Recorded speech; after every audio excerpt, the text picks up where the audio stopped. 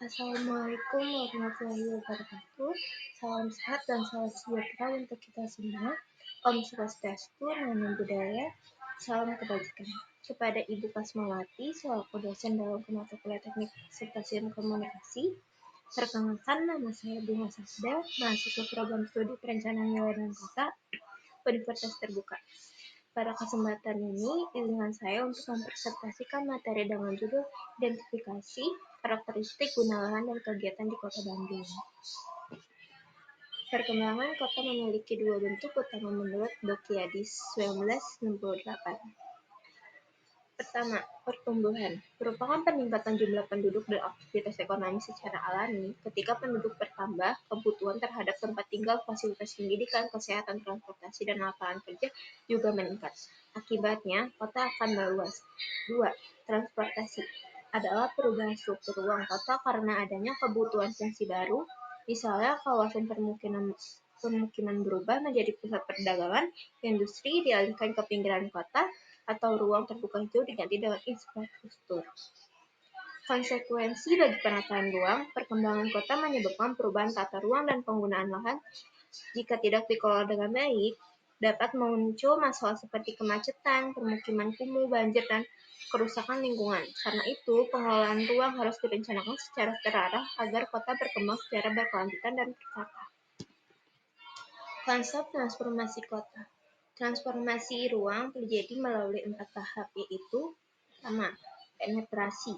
Tahap awal ketika suatu fungsi baru mulai masuk ke kawasan yang sebelumnya memiliki fungsi yang seragam. Contohnya munculnya beberapa toko kecil di area permukiman. 2. Invasi. Fungsi baru mulai berkembang dan mengambil ruang lebih banyak. Misalnya, semakin banyak bangunan komersial yang bertambah dan mulai mengubah karakter kawasan. 3. Dominasi. Fungsi baru menjadi fungsi utama di kawasan tersebut, sementara fungsi lama mulai terdesak dan berkurang jumlahnya. Contohnya, permukiman mulai hilang karena diganti pusat perbelanjaan atau perkantoran. 4. Suksesi. Terjadi pergantian fungsi secara total. Fungsi lama menghilang dan kawasan sepenuhnya dikuasai oleh fungsi baru. Tahapan-tahapan ini menunjukkan bagaimana perubahan pemanfaatan ruang di kota berlangsung secara bertahap bagaimana respon terhadap kebutuhan sosial, ekonomi, dan pembangunan. Permasalahan transformasi. Transformasi sering menimbulkan persoalan ketika proses perubahan tidak dikendalikan dan tidak mengikuti aturan tata ruang. Jika pembangunan tidak sesuai RW, maka penggunaan lahan menjadi tidak terarah. Muncul kawasan yang tidak seharusnya dibangun dan fungsi ruang menjadi kacau. Pemanfaatan lahan tanpa memperhatikan daya dukung lingkungan dapat menyebabkan banjir, penurunan kualitas udara, hilangnya ruang terbuka hijau, serta kerusakan ekologis. Selain itu, ketidakteraturan dan konflik kepentingan terjadi ketika berbagai aktor pemerintah, pengembangan, dan masyarakat memiliki tujuan berbeda terhadap pemanfaatan ruang. Akibatnya, bisa terjadi ketimpangan sosial, ekonomi karena hanya pihak tertentu yang mendapatkan keuntungan dari pembangunan. Kualitas lingkungan menurun karena eksploitasi lahan yang berlebihan. Pada tingkat kota muncul ketidakteraturan struktur ruang, misalnya kemacetan, kawasan kumuh, dan penurunan kenyamanan lingkungan kota. Transformasi ruang perlu dikelola secara bijak agar pembangunan tetap berkelanjutan dan adil bagi semua. Pentingnya pengendalian tata ruang. Perlu peran pemerintah dalam kebijakan penataan ruang untuk mengarahkan pembangunan sesuai rencana ruang yang telah ditetapkan, mengoptimalkan pemanfaatan ruang secara efisien dan berkelanjutan, meminimalkan dampak negatif transformasi. Urgensi identifikasi guna lahan. Identifikasi perlu dilakukan supaya kita bisa lebih paham kondisi kota dan bagaimana ruang yang dipakai. Dengan begitu, kita tahu karakter fisik suatu kawasan dan fungsi apa saja yang ada di dalamnya. Misalnya untuk tempat tinggal, usaha, atau fasilitas umum. Selain itu, identifikasi juga membantu mengecek apakah penggunaan lahan sekarang sudah sesuai dengan kebutuhan masyarakat atau justru perlu diatur ulang. Hasil identifikasi juga penting untuk melihat perubahan dan perkembangan kota. Misalnya munculnya area baru atau pergeseran fungsi suatu kawasan. Semua informasi tersebut nantinya jadi dasar untuk merencanakan pembangunan dan membuat kebijakan yang lebih tepat dan terarah, supaya kota berkembang dengan baik dan tertata. Definisi guna lahan. Guna lahan adalah cara suatu area atau permukaan bumi dimanfaatkan untuk kegiatan tertentu, seperti permukiman, pertanian, industri, perdagangan, transportasi, atau ruang terbuka hijau. Pemanfaatan ini ditentukan berdasarkan aturan tata ruang yang mengatur apa yang boleh dan tidak boleh dibangun di suatu wilayah, serta disesuaikan dengan kebutuhan masyarakat agar penggunaan lahan efektif dan tidak menimbulkan masalah.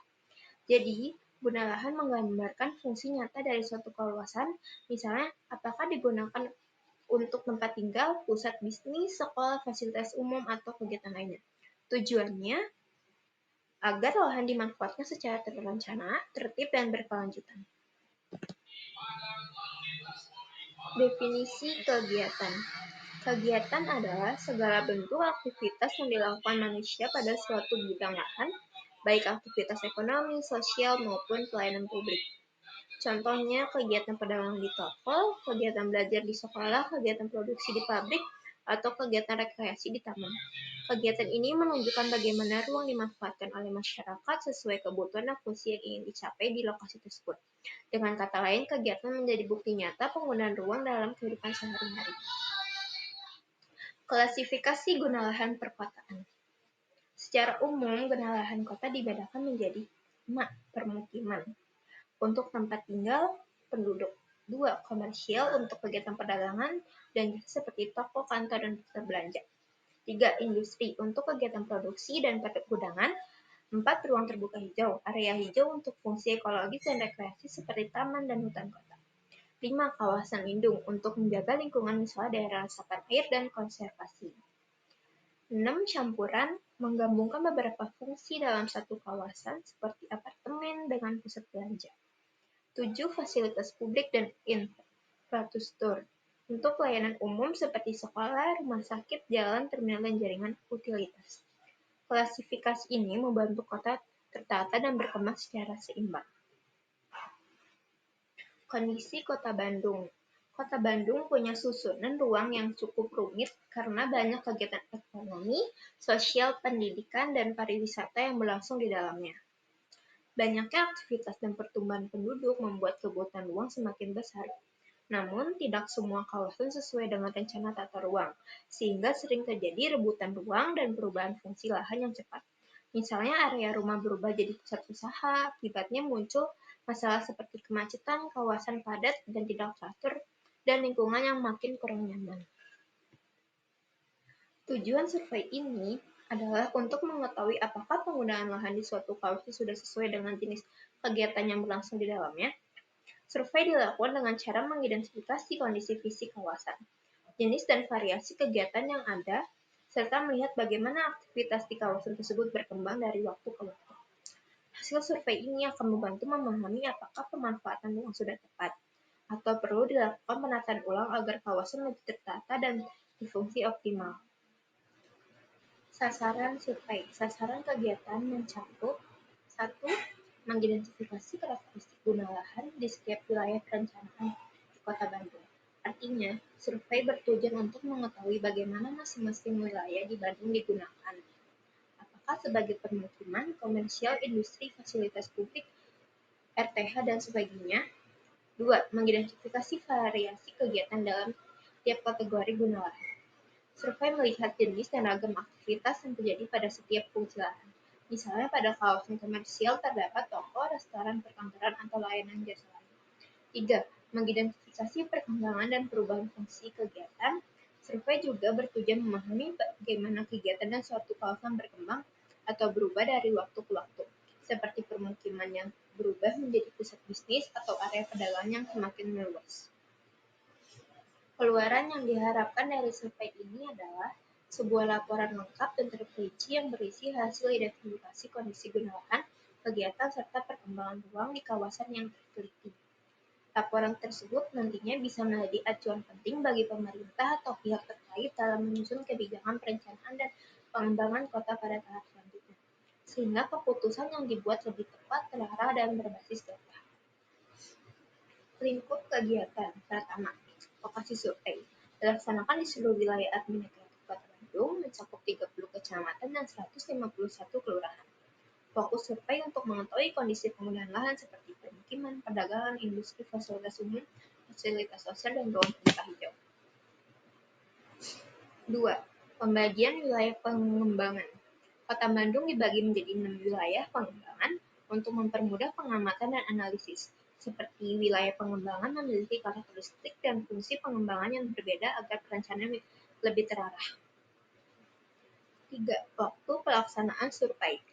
Dilaksanakan selama 1 semester, yaitu 6 bulan, meliputi tahap persiapan, survei lapangan, pengelolaan data, analisis, dan penyusunan laporan.